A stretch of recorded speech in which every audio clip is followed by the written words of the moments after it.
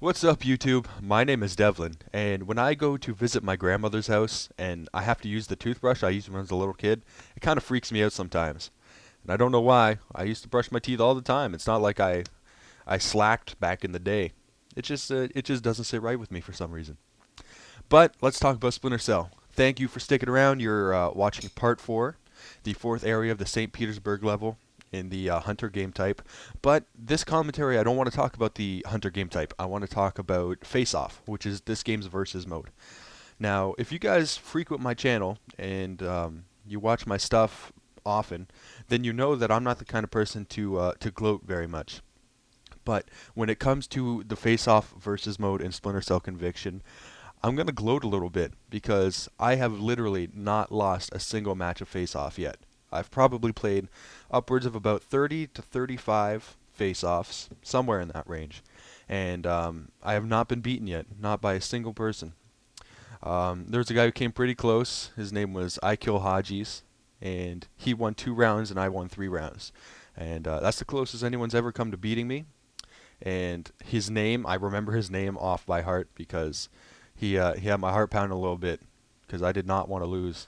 Like I do not want to. I don't want to break my win streak. It'll be pretty depressing when it happens. Um, Agrund got this game the other day, and we were playing some co-op together. And he's like, "Why don't we do a face-off?"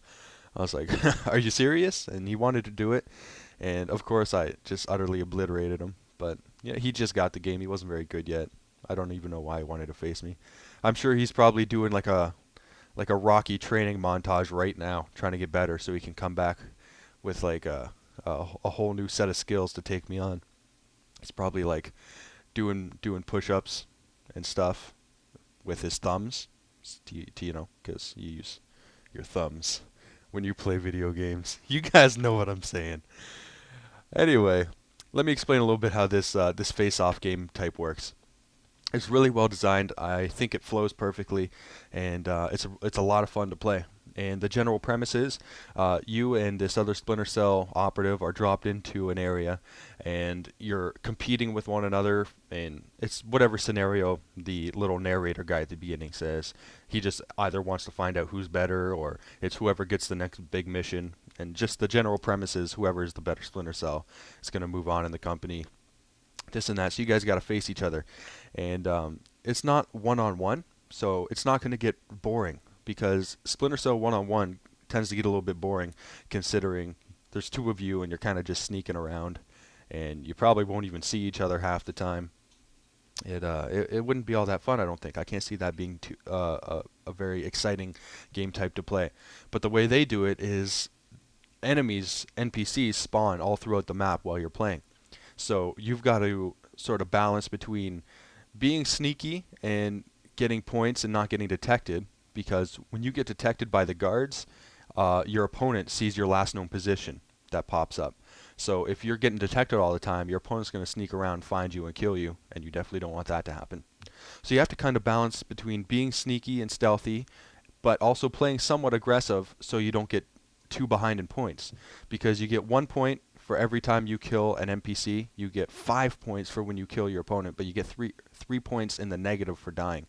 So it's a game where you kind of have to use a lot of strategy, and you got to think a lot. It's a thinking man's game, and I think it's a lot of fun. And I find the best strategy is just take your time and go through and be methodic about the whole thing, because if you get too excited and too aggressive and you start running around with your assault rifle, you get killed way too much, and those negative 3 points really start to stack up against you. And if your opponent is smart and he follows you around and stalks you with that last known position and takes you out, that's you lose 3 points every time he kills you, and he gains 5 points, which is like an 8-point spread, which is huge. And once you get down in this game type, it's really hard to catch back up, because you've got that added pressure. You're trying to be more aggressive, which usually makes you play worse, and it usually works out not very well. So I think the best way to do it is just stay calm, sneak your way around, don't get detected, take guys out one at a time, and just be calm and level-headed. And that's the way I play, and it's working pretty well for me.